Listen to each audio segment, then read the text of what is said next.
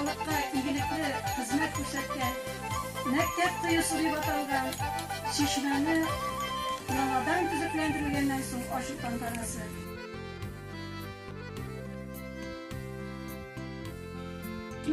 Халыкта әти-әниләрнең телләрендә дә шифалы чишмә дигән сүзләр сакланып калган.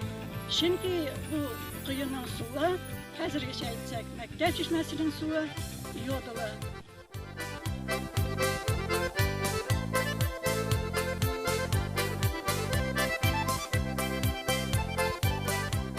Матур итеп оештыргансыз, һәр вакытта шулай итеп матур итеп саклап тотабыз.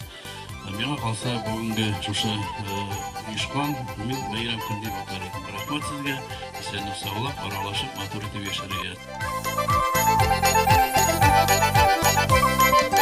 Инде шушында кем булышкан, кемнең ярдәм кулы тигән, шушы территорияны җыештырган мәктәп, клуб, библиотека хезмәткәрләренә, үземнең хезмәткәрләргә бик зур рәхмәт.